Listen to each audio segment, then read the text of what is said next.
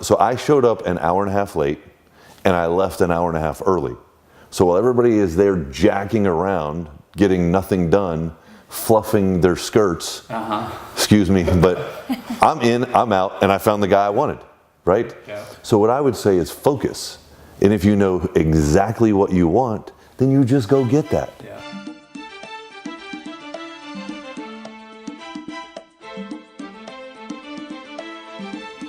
Hello, hello. I'm Sam. I'm Brandon. I'm Mike. This is the Middleton Methods podcast where you get to be a fly on our wall to get practical tips, gain insight, and laugh at our expense. Oh, okay. At my expense. Yeah. What You're a usually the dork. one cracking jokes. Oh, well, thank you. But welcome, guys. She's the jokester? Yeah. I am the jokester. Yeah, that's probably true. She comes around the corner at the house and tries to scare the ever living bejesus out of me. And I do, and it works, and it's so And great. it gives me all these gray hairs. Yeah. Welcome, guys. We have a great bonus interview today with Mike Calhoun, a good friend of ours, and we just wanted to say hello and bring some massive value today. So you want The Mike Calhoun. give Mike the introduction. Yeah. So Mike, we met. How did we meet? We met like Years originally ago. way back when we lived in Vegas. Yeah, we actually did meet a long time ago. Then there was like this little lull. I guess, you guys were independently wealthy for a while and didn't have to talk to, no. And then it kind of reconvened because you were in Vegas. Yeah. What were you doing out there? Growing our Building our business. business. Yeah, going where Yeah. opportunity was and seeing what Don't be flipping this interview around trouble on we could us. get into in Vegas. Well, I thought it was interesting the way it kind of came full circle. Yeah. You guys were really just lovely people. Like when we met the first time, but we didn't really do anything together. Right. We were talking about Biz Blueprint, your other business, and we were kind of doing similar things. You had like a software solution. We were trying to figure out how we could kind of work together on that. Yeah, like how can we dance without stepping on each other's feet? Yeah. Oh, one of those combos. Yeah. I feel like we do that a lot in this industry. I guess you surround Business, yourself with yeah. like-minded people. So Well, you meet people you like, and you want to do things with them and promote them. But then also sometimes there's a little bit of a conflict. How do you help them grow their business without taking all the money off your plates table. and So I think a good way to help introduce you is to give us a little background because, like I said, we did meet you in a different business. Do you still have that business? I still do. Okay. Yeah. And now you're in another business. So why don't we just first start by one of my favorite questions, which is like, when did you? We always talk about freedom and the American dream, right? And we believe entrepreneurship, business ownership is obviously the way to go. Right. But that's our story. When was it for you? When did you know you wanted to be? That I wanted to be an entrepreneur. Yeah. Well, I was telling you before. What would we say that backstage? Backstage, we were talking about. I had a little business in 6th grade where I was selling gum. I'd stop by a little candy store on the way home. I'd buy it for a nickel. I'd sell it for 25 cents a piece. And it was cool as a kid. Like I was running around with a couple $100 in my pocket at all times. Back then, that was like a lot of money. That's a lot of right? Oh, well, most of it was in like quarters and some dollars. But you're selling it for a quarter, so they're paying you in like quarters, right? Yeah. So I had the heaviest book bag in the entire school. But I guess I got turned in for creating a marketplace at middle school.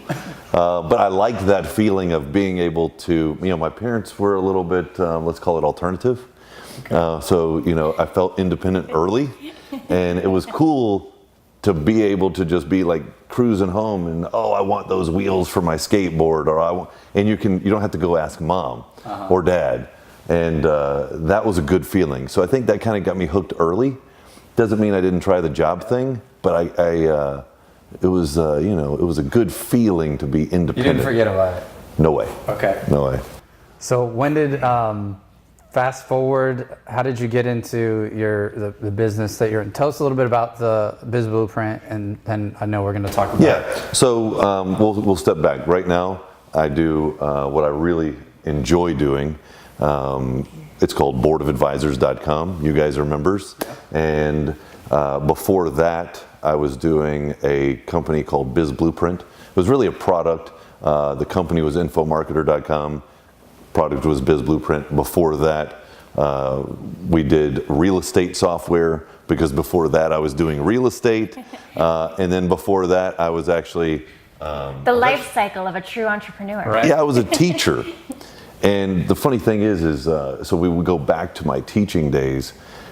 I was terrified to speak or talk in front of people, but I needed a job. So I put myself through school. I got all these different certifications. So I had invested, because people told me you need to get an education and you need to get a job. I mean, I kept hearing it and hearing it and hearing it. And I had done little businesses before that, going through school.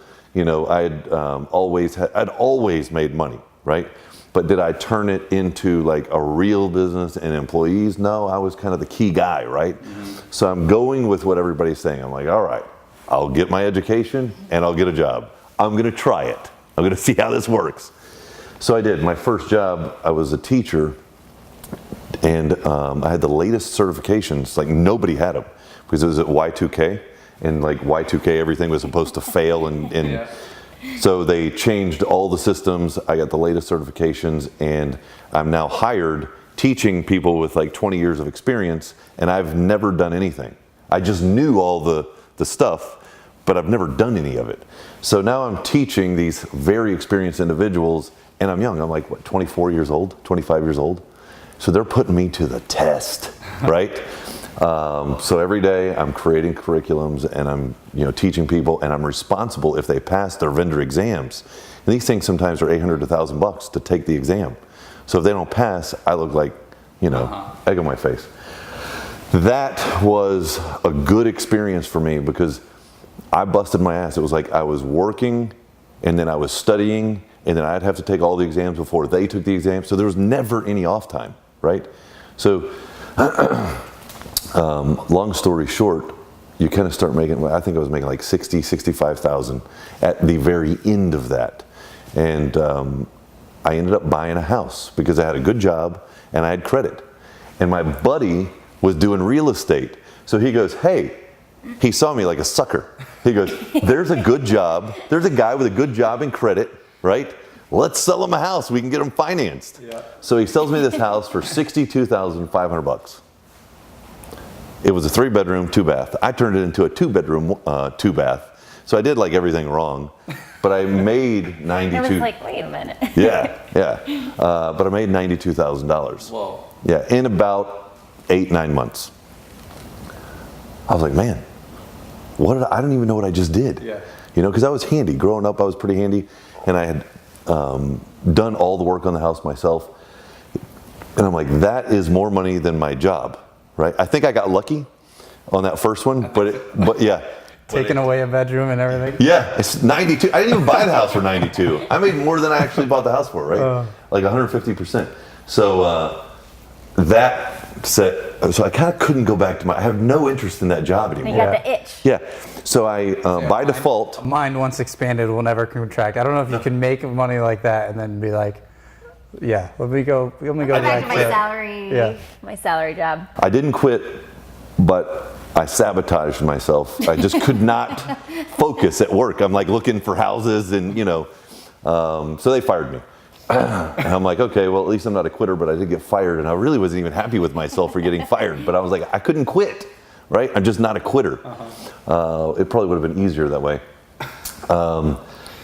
So I developed a system, and we probably did about 200 houses in about 36 months. Like we were moving. For 1 month, we did like 13 houses. Were you flipping them, or were you wholesaling them, or what were you doing to them? Were you flipping them? Yeah, we would go out.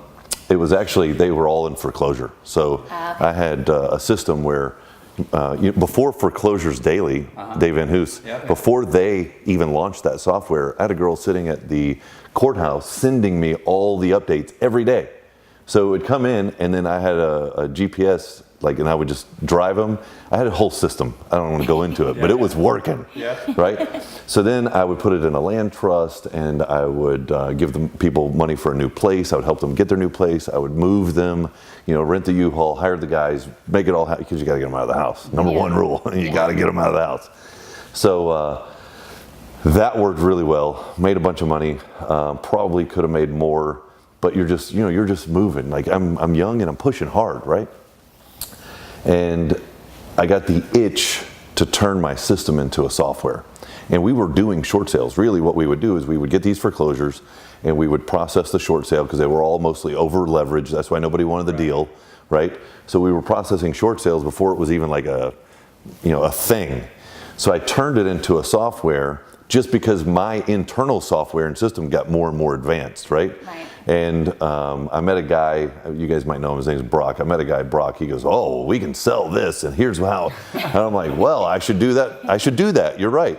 So we did that, and I kind of transitioned from actual real estate into real estate software, and we did build the first web-based version, because back then everybody had to download software and install it on their computer. This was the first web-based short sale processing engine ever. And it was tied into like NetDirector, which would flop the file right on the foreclosure attorney's desk or the servicer's decision maker's desk. Like it would show up in their software and they would go, here's an entire packet that's auditable. Like we can actually pass this and approve it and get the deal done.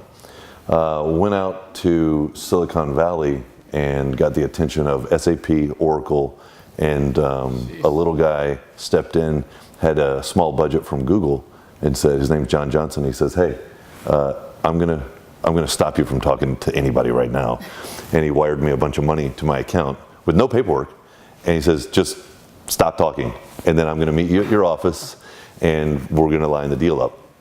And I was pushing so hard that I just wanted to get a deal with somebody because I needed help, right? I don't know if you've ever dealt with developers at that level of software, but you get this, like, you cross this threshold where you want to kill yourself, right? Or them. Somebody's dying. So, or you just have to like get some other people involved. So that was a great experience just to kind of get back on the tech side of things. Yeah. I got bought out. I probably could have done better on that deal and made more money, but I was exhausted. You don't really know what you don't know when you're first starting out, right? It's like... You're exactly right. And I think that's just like with entrepreneurs, sometimes we're pushing so fast that are we getting all the juice out of the deal, We might just give it that first squeeze and move on, and that can get extremely draining, right? One thing you did well was you keep talking about systems, and as we've gotten to know each other more in a few years, like you were definitely a systems guy. Very like you brought that through, detail-oriented. extremely detail oriented. So how did you take that into what you're doing now, and tell us a little bit more about the mastermind? Well, because I have some questions about the concept, because a lot of the people listening, we did one short episode about masterminds, but we didn't you're the mastermind guy. So I have some questions that people are looking at masterminds. Well, there's only one rule to a mastermind. It's all about the person that attends, right? So fortunately for me, after I did that real estate software, we did a software where we partnered up with Adobe for, 7 years, right? And I have offices in Australia and here, and that kind of got us like a lot of customers, especially spread out across the world. I just got a lot of exposure with all these different entrepreneurs and business owners and CEOs. So, that was a really, that was web dev design, that whole thing it's a lot of work. It almost reminded me of being like a mechanic. They pull their business in and they're like, hey, I need to look and feel better, right? And then they're out, right? And so you really almost like totally rebuild their business for them in a sense, and then they're off to make their money, and you just kind of like paid that wage, right? So it was good, but I didn't realize what I was building at the time is I was building all these relationships with people that really trust me, because we would deliver and we would over deliver. So when it came time, our good friend Jason Medley says, hey, you should try this, right? He nudged me for about 1.5 years. And I think the thing that really gave it that special touch or edge in the beginning is Jason would always say, nobody cares about all the fancy stuff. What only matters is the person that's sitting next to you in the mastermind, right? Like the quality of that person and their business and their competency. So it's about the person, but their business. They can be as successful as you can find plenty of successful people, but the integrity might not be there, right? They may tell you they're going to do something and then they never follow through. So to find like really phenomenal human beings and be able to put them, like when you sit at BA, right? You don't care where you sit because everybody's cool and everybody's super successful, but they're great people. So, that was one of the things from a mastermind key perspective. The person has to be the right fit. Just like the leader of the group has to be the right fit, the person has to be the right fit or it doesn't work. So you may go through 100 conversations and get to 10 of the right people. The interesting thing is I know I can sell all of them because they all want what's in that group and they all want that conversation. But then I'm going to piss people off if I bring the wrong relationship in that can't be trusted, right? So it's finicky. It's really finicky.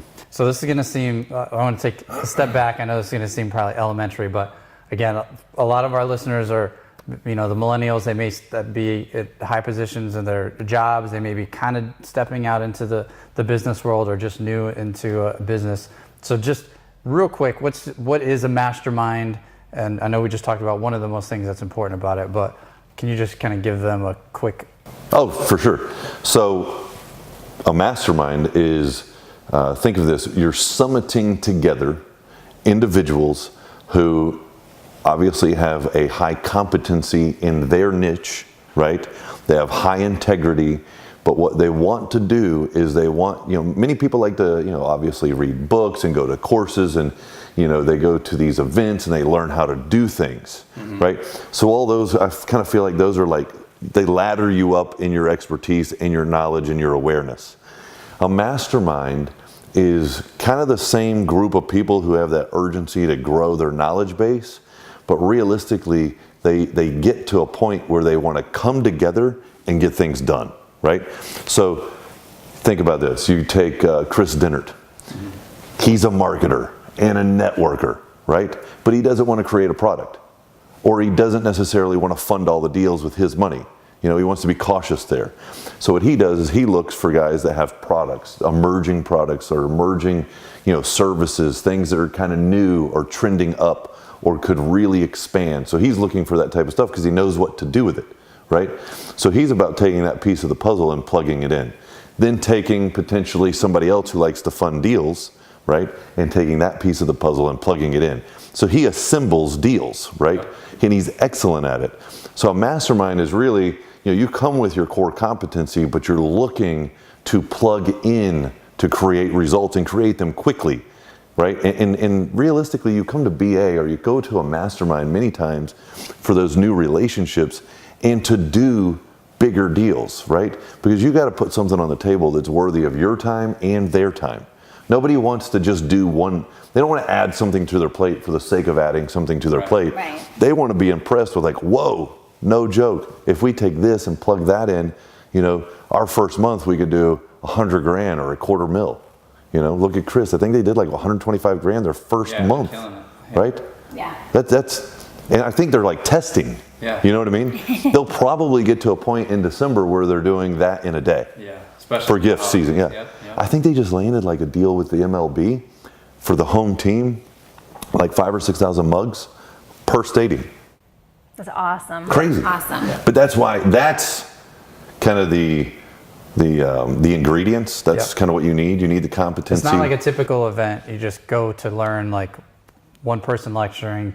It's a group of people who are already performing, have their strengths, but where you can put the right people in a room and have 1 + 1 = 11. It's the yin and the yang, right? Like you're going with a value and a certain skill set, but you're missing a piece of the puzzle. And then when you go to a mastermind, you're meeting the people that have that skill set that you're lacking.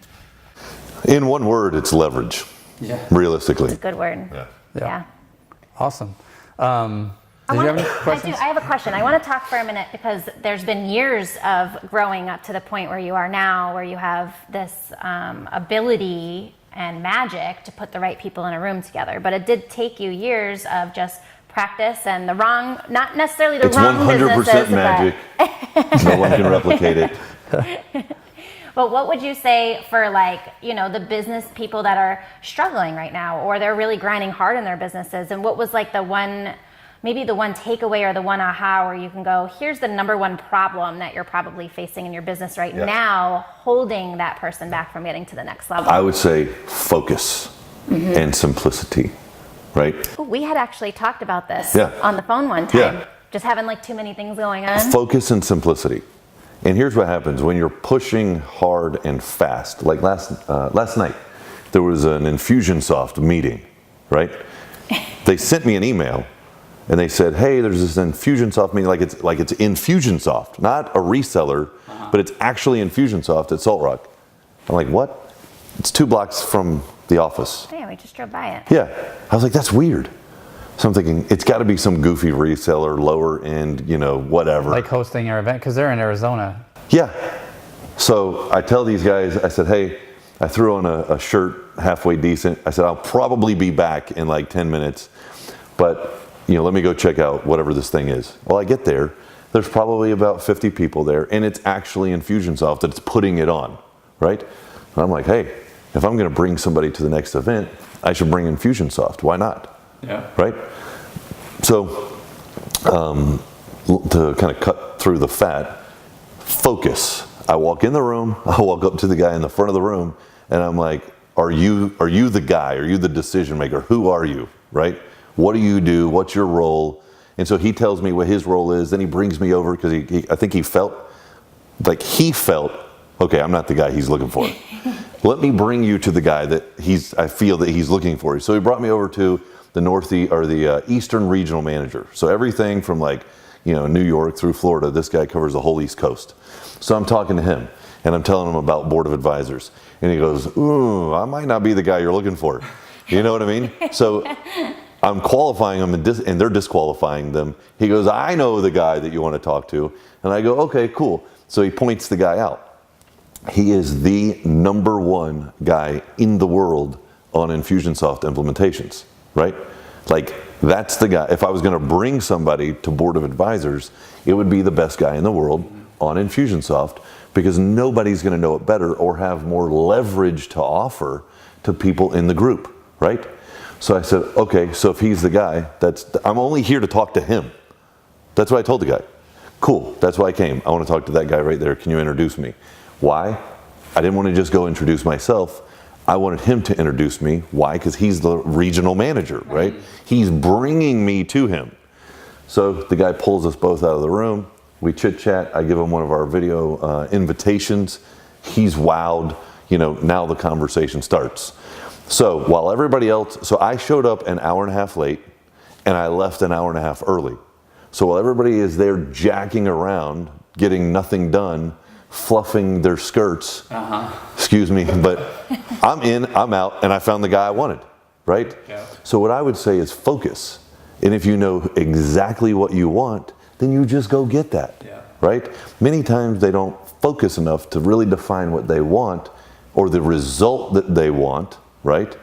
So they kind of just go with this broad approach, and that's exhausting. Casting the net too wide. Yeah. Try to pop a balloon with another balloon. Actually watched that at a baby shower the other day. I'm sure you did. I just made that up. I don't even know if it makes sense. All right, I have to switch gears for a minute because I'm very marriage oriented, oh, cool. And I just have a couple more on the mastermind. I want him to get some kind of what should people look for? Okay, let's come back to it. Okay. I want to talk about marriage for a minute because on our podcast we have a segment called the Marriage Minute. And we just always bring in something about marriage for the week, but I think it's really important while we're sitting with you today to just discuss the dynamic between you and your wife, Bruni, who's amazing and I love to pieces. And it's just interesting when I meet other entrepreneurial couples that work together. And I get asked this question all the time, so I have to know your guys's, or I guess your opinion on it. But how do you guys work together without killing each other? It's something that people ask us all the time. They're like, we've been together 16 years, we've worked together our whole relationship. That's a good question. And realistically, the only reason that we're able to work together is because of her patience with me, right? She is very patient. That's a great answer. She's very patient. I'm very type A. I'm like, I see the result. I don't even know how I'm getting it. I see it, I'm going after it. So I'll give her something to do, or a role or a responsibility. And realistically, she kind of decides that. Like I say, what is it that you would like to, if we're going to do something, how would you like to fit in, or what do you want to contribute, or do you even want to be involved? Which I like that too. You guys have a conversation about it. Well, she's not really the type you're going to tell what to do either. She looks very sweet, very beautiful, but don't mistake that. You're not going to tell her what to do. Right. So I've always found it's better to let her decide, and then for me to just plug that in, right? But the patience, her patience with me in those scenarios where we're just going like, 100 miles an hour is really, I think, what has kind of allowed us to work together. She's very like, okay, here's the directions on how we get that result, or here's the process, or, she's very step by step, right? Which is what makes her really good at what she does. It sounds like we're like the opposite, right? We just had a conversation recently, which brings up a question. Do you share that vision with her and then give her the step-by-steps? Or does she just want to see this, like, just show me the checklist? Or does she have to see the whole vision? I very seldom tell anybody the step-by-steps, but I'm doing better. My team is getting really good at their stuff, their zones, their roles, right? So many times if I say sit with Bruni and I go, or anybody on the team as a matter of fact, I might show them an example. So I'm not outlining all the steps, but I'm showing them, here's what I've done and here's how I've done it until you arrived on the scene. Mm-hmm. Now I'm going to give it to you. You see how it's done and feel free to make it better. Matter of fact, your job is to make it better, right? And then too, as an entrepreneur, you have to get comfortable with, they're going to do their best, whether it's Bruni or anybody else, they're going to do their best, and they're also going to fail. And it sometimes is going to cost you money. But here's the thing, that's a price that you are paying so that you don't have to do everything. Right? You're creating an army. There's some blood that is shed to create an army, right? So it's just it's just a cost of doing business. You got to get comfortable with it. And you'll bleed more, the more, like as you grow, that investment will be bigger, right? You definitely don't want to put yourself out of business by making huge mistakes in the beginning. You got to govern it and keep it tight. Right. But as it gets further from you, it can become more costly, but you have the resources to absorb it. So let's back up for 1 second, because you were talking about when you guys sit down and you're talking about a project and then the roles and responsibilities, and you ask for Bruni's input on where she would like to, I guess, like get her stuff taken care of. And it sounds very familiar to how we sit down and have similar meetings where we talk about the broad scope of a project, but our roles and responsibilities are always changing. Like we may have like a general idea of every project, what he's going to handle versus me, but it does switch and change a lot. And is that the same in your business as well? Like I feel like nothing's very cookie cutter in the entrepreneurial world. Well, nothing is cookie cutters. I mean, it's not programming. Programming is like a math equation, but it's still, every programmer does their stuff differently, right? Right. There's usually some sort of formula. We're in the people business. Every member is it's not to desensitize it, but is a human asset, right? And they have nuances. So some people, you can pick up the phone and call them, they answer. Some people will never answer. Matter of fact, I think some people's phones don't work, right? Some people are text, some people are email, some people don't respond until the day before the event. You have to know each person. This is an intimate business. Masterminding is an intimate business, right?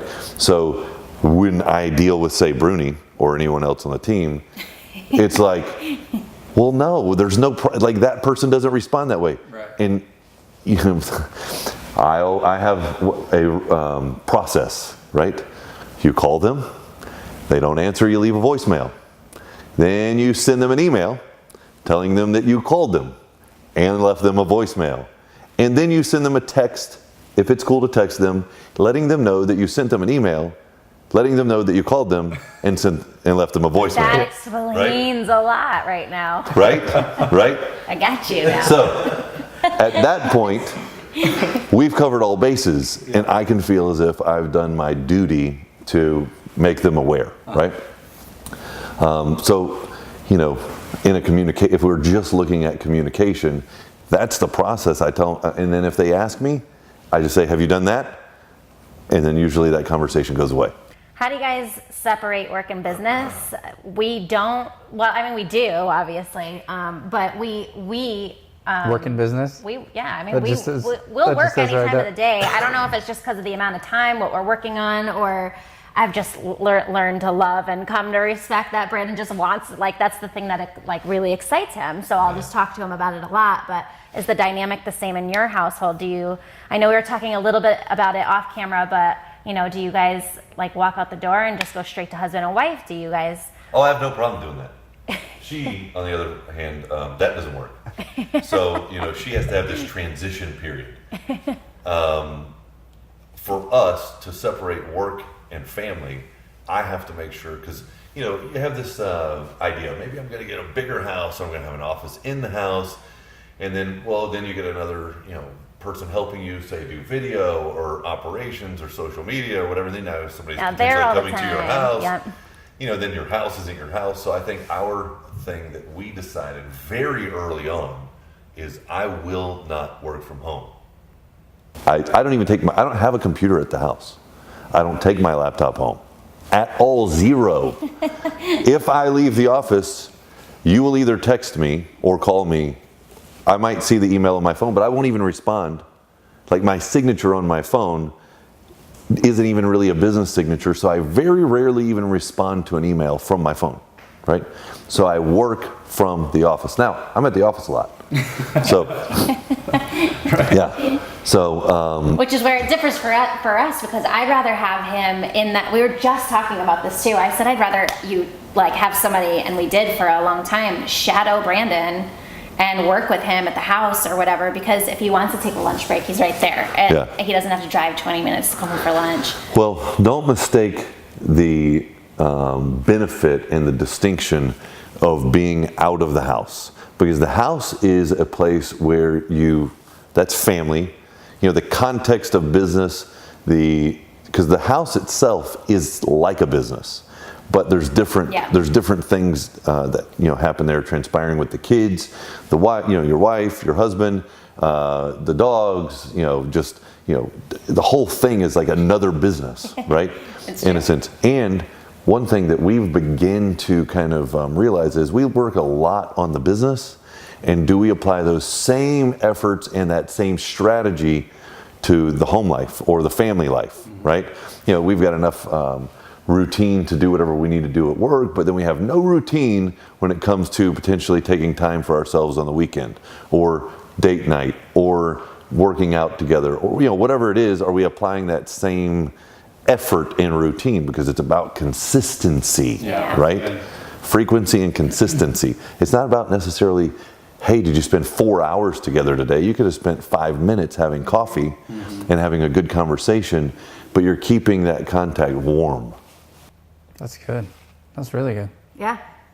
I think I've hit you up with enough marriage questions. Did you want to go and discuss a little bit more about the mastermind? What were the questions that you had about the mastermind? Just there's many masterminds to choose from. Even if you just went and Google, this is what I'm always afraid of. Someone's going to hear our podcast, hear something they haven't heard before, and then just go Google and start searching. Well, realistically, they don't even have to Google. They just go to Google and they type in boardofadvisors.com. Search is over. Right. That's it. But you're going to be full pretty soon. So let's say they're listening to this 6 months from now, or let's say they're in a different industry. Well, the thing about Board of Advisors is, we are always qualifying and refining. A bush never grows unless it's pruned, right? It doesn't grow well, and it doesn't grow healthy. You want to make sure that you're always, keeping that level of individual as high as possible within the group. Sometimes, if you have an attendance problem, people may sign up, they may be part of BA, they may be the right fit, and then there runs into a weird calendaring or attendance issue. And even though the fit is great, if they're not there, it's about consistency, right? So think about it. You miss one meeting, that's 6 months That's half a year almost from one to the next if you miss one meeting, right? So I'm really looking for consistency because I have people literally flying across the country to potentially meet with you at that next event. So if I'm over here marketing you because I know that if this person comes, it's going to be so, you don't even need to talk to anybody at the next meeting, just that one person, and then you don't show, well, that makes it difficult on me and them. So realistically, I'm looking for that consistency. So you should always apply because you never know when we're going to prune that bush. Right. But there's some things that we considered when we were looking, because we were actually in a couple of masterminds at the same time when we were talking to you, and it was like, all right, well, this one's on the other side of the country, so I'm going to have extra travel, time, and expense there. This, so travel was one of the things. The person running it, was a big thing for us. So what should people look out for if they just want to be a devil's advocate and compare Board of Advisors to any other mastermind that may be out there or they may be getting marketed for? Like what are the top 3 things, if anybody is going and looking for a mastermind right now, are the top 3 things that they must consider when they're looking for the right fit for them? Well, the number one thing, and this isn't to like compliment myself, but the number one thing really is the leadership. Yeah. And is it the primary focus of that leader's That's a good caveat. initiative, right? Yeah. Because here's the thing, most masterminds are a cherry on top of another cake, right? Most organizations really are another step up in their ascension model, right? Like, well, they have a software, and then they have, coaching, then they have their mastermind, right? So it's like this inch up thing. And people kind of begin to, they get their software, then they get some coaching, then they elevate up. But realistically, they're just going through an ascension model on someone's, corporate structure, right? Their monetization structure. That doesn't mean that you actually fit in our mastermind just because you bought all our stuff, right? We don't have anything else. We don't sell anything else. We don't coach anybody. We have our own software that we use for BA, but it's not for sale anywhere. BA is BA. So we do one thing, and we do one thing really well. So the first thing is, I'd say, is it their primary focus? Because if it's not, it's going to suffer from dilution. You can only do so many things, right? Number one thing, leadership and the focus. And if that's your primary focus, not only do I know when we are together at a meeting that the host is, or the leadership is hanging on every word. Or they're looking for, oh, all right, he needs this, he needs that. But even in between meetings, in all of your networking and all of your business, you're thinking, all right, how can I continue to add value? How do I continue to add? Whereas if you were going off to a different business, that you had to go run. You're bouncing, yeah. Like right now, we're in event mode, right? We're a few days out from the event. Yeah. It's between the meetings. You call, you say, hey, we have this great podcast. We want to put together, a session or whatever. What do? You remember, I stop what I'm doing. I flicked everybody off my calendar like a booger, and I put you on there. I appreciate that. Yes, yeah. They're all waiting around the corner, actually. And as soon as you leave, they're going to rush in here. What was that? You said 3 things? Yeah. Well, we had leadership as one. Okay. The next one is one thing that makes us different is everybody gets their time in front of the group, right? And even if you say, I don't want to present, and I might say, okay, well. Like I did. Yeah, exactly. We might do a fireside chat where I interview you. But realistically, everybody needs their time in front of the group. Because if you don't get your time, many times you'll go to a mastermind and you won't get time in front of the group, right? Or you can elect not to. And that really is actually, even if you're scared to speak in front of the room or whatever, it's really, really valuable because everybody gets to know you. They get to understand you. And it's not about a talent show. It's not like you're there to impress them. A mastermind is people are qualifying you as a human being, right? Because CEOs and entrepreneurs move quick and they'll have a gut feeling. I like this person. I don't like this person. I trust this person. Or, oh man, they're so competent on that. They're not really a good speaker. They're so competent in what they do. I want to help them. So the transparency there on getting in front of the group is huge. I noticed that a lot of them are kind of like pack these people into a session, and then they have these speakers, right? And everybody gets to listen and take notes, and then they step out and they get to do their networking or whatever. That's fine, but it doesn't have that transfer of who you are, what you need, where you're going, where you've been. That focus of all eyes on you isn't there.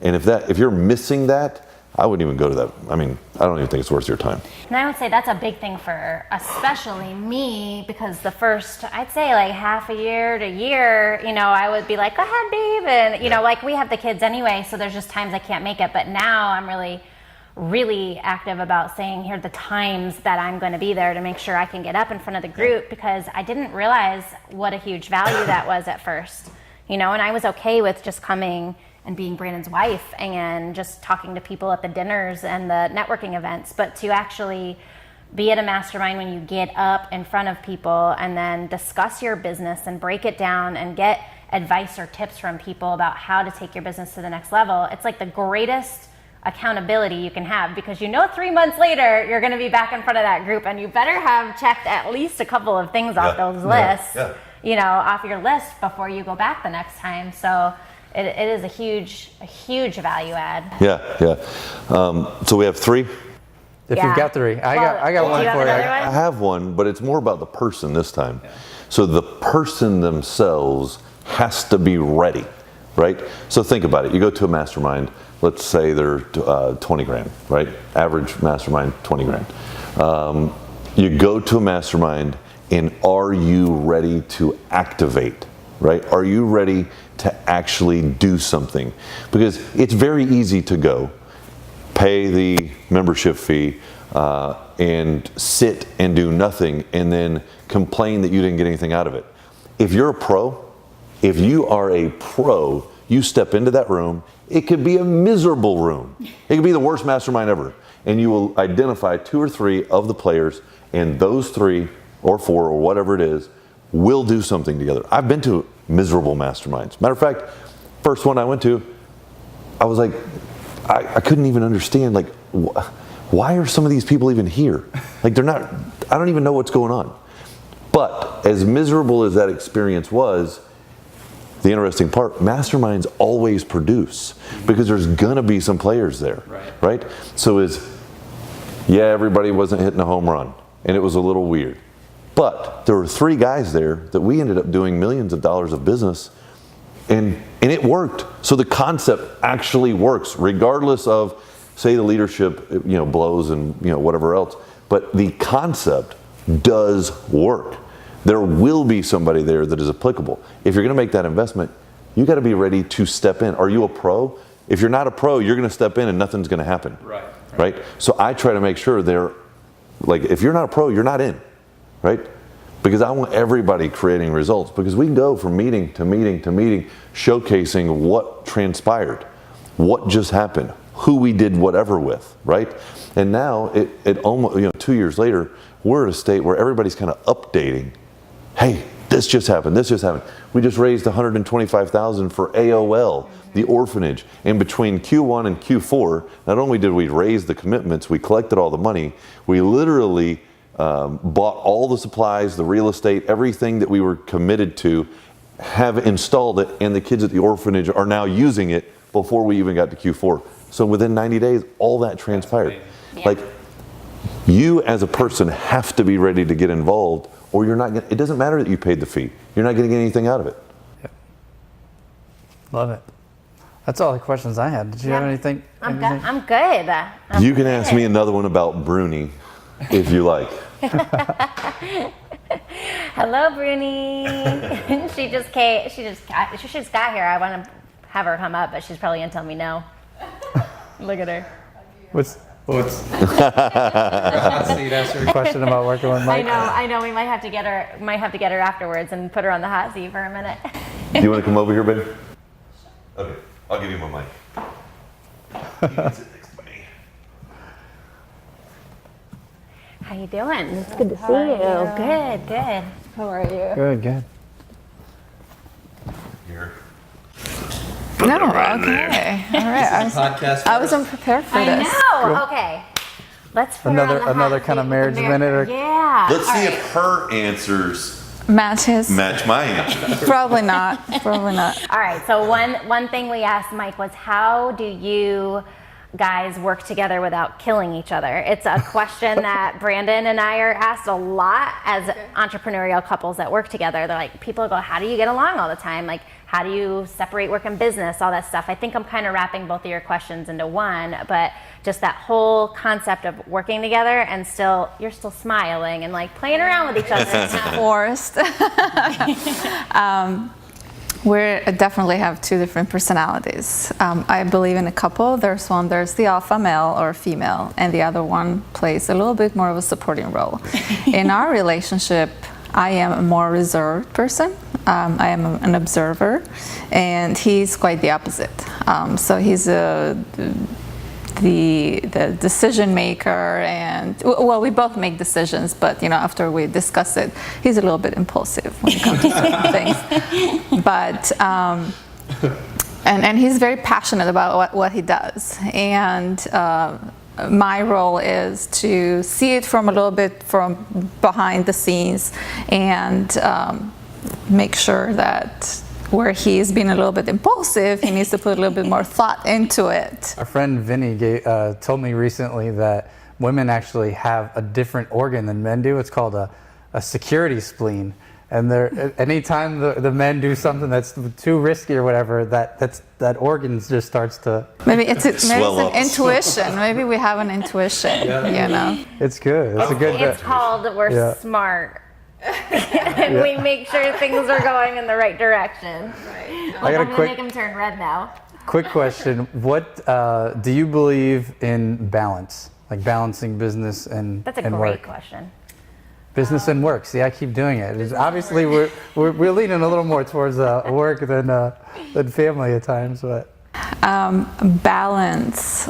I think there is. I would say yes and no, because when you give 100% into a certain area of your life, obviously something else will be lacking behind. I believe you can be doing the best on each, if that's what's called balance. Mm-hmm. No, we say the same thing. We like the idea of seasons, which probably fits really good into your business model because you meet there's an event every 3 months, right? So it's like... Right now you're probably so very it gets heavy really on crazy, business. and then you get a little bit of a rest and can probably lean more towards, making up more of the family time, and then when it gets closer to the next event time... And that's where our roles a little bit shifted. Because I know that Mike is in the office a little bit more than I am in the office. And I know we like to stay very healthy and eat very healthy. So I'm a little bit more, I don't work as long hours as he is because I have a mommy role of a teenager as well, and that's work in itself. Right. Just managing the other business at home. So I step exactly, which is a huge one as well. So that's where, after a few hours at the office, that's where my focus is. So when we come together at home, we have dinner together, and this is something that it's tradition from where I came from. Since I grew up that way, so we always eat dinner together. Yeah, we always eat dinner, and most of the time coffee in the morning. Yes, that's what we have coffee in the morning together. That's our ritual. And in the afternoon, on the weekends, we always have our afternoon coffee together, and dinner as a family. So that's where I make sure that the house is ran. How do you guys come to those decisions, to make those decisions? Because we have some of the non-negotiables as well that don't transfer over from work into our marriage and our home. Like, we don't like to be on the phone past a certain time. It would be very challenging for you guys to reach us at, especially after 8 when the kids are in bed, because we like to have our own time. Julio? Take a note. And the best time to get a hold of us is right first thing in the morning. but really, how do you guys make those separations, set those boundaries? Like, did you guys sit down and have discussions about it? Do they just naturally happen for you guys? So we have a lot of people come to us and say that they don't know how to separate the two, or they can't get along because they can't figure these things out. And I always ask them, do you guys sit down and talk? Like, we sit down and we goal plan, and do you guys do similar It was things? very hard in the beginning. Yeah. Because, it's not him, but everyone in this day and age, we are attached to our phones.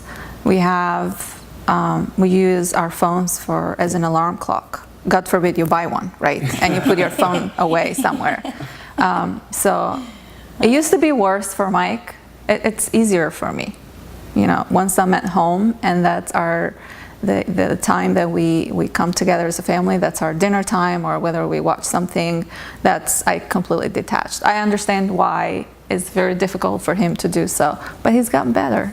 I guess it just comes naturally, or from saying, hey, we're having dinner here, I'm the same way. Do you think that it's trying to think. Yes, I do think it's rude sometimes, and then sometimes I'm very forgiving of Brandon. It just depends on, I guess, my mood, and it's or weird. the severity of maybe there's an emergency and he has to pick up the phone. But do you think, like, what is it in the guys that? Is it like a provider thing? Because like we've had these discussions. Maybe you guys can chime in on it. But like, what is it that like? Is it just habit to pick up the phone, or That's one. I think it's the momentum. Yeah. You've been doing it all day. Yeah. And then like I said, when we step out of the office, I might be on a rant in here. I step up, okay, let's go to dinner. Yeah. But do we make that switch as well with some of the devices? Sometimes we didn't make that mental switch. Yeah, it's conscious. Because I can be guilty of it sometimes too, but I would definitely say that he probably acts like he lost his arm if he can't find his phone, like he did that today. We were like leaving the house and he's like, babe, have you seen my phone? Did you take it out of the closet? And I was like, no, but I did find it in the bathroom and I grabbed it. And he's like, do you have it? And I was like, I have it. You're good. You're good. You're going to be okay. Didn't want to leave the house without my phone. Well, when you think about it, your entire life is ran through your phone. Yeah. Basically, you have all These the days, apps right? necessary that you need to function, because everything is digital and technology and everything. So He'd end up in like She keeps saying this. Texas I'm gonna if pull he the drove report. without his phone. I'm gonna pull the report again Oh, he says I'm on my phone more than he is. because it tracks how many text messages and data you use. So I'm just like, on one podcast, I was like, let's see who's used more.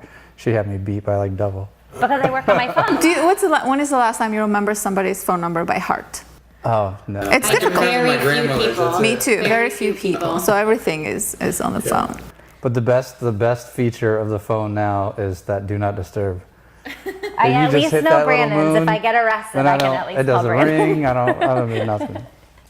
Awesome. Awesome. Thank you guys so much. I Yeah, know we're thanks for running close joining on us, Bruni. time, so I know you have all these people waiting around the corner to come in here. So thank you so much. Yes. Where can we? I know we mentioned it a couple of times, but where can we find you? People want to come talk to you. Where do we find you? It's very easy. Hold on. See, I just want to make sure I had their attention. It's very easy, right? boardofadvisors.com. Simply go there. You can fill out the form if you're interested in applying. There's also a reviews page if you want to find out kind of what other people's experiences are with how we operate and the results that we produce. You can also go to facebook.com/Board of Advisors. There's our page. But realistically, the homepage and the reviews page are two. I mean, you're gonna know everything you need to know. If you do fill out the form, you're gonna get a call back. You're gonna get some time with me on the phone. We're gonna look at you, your business, what it is that you bring to the table, how that applies, and we can make a decision from that point going forward. We can look at the calendars. Sometimes it's a fit, sometimes it's not a fit, but it's always a fun conversation. That's for sure. Okay? Awesome. Check us out. All right, guys. Well, like we say each week, life, business, it's not always easy. It does require work, and we are all putting in the work to make it work. That's how us business owners, entrepreneurs do. So take what you want, what you don't want, don't take, and we'll see you next week for another episode of the Middleton Methods podcast.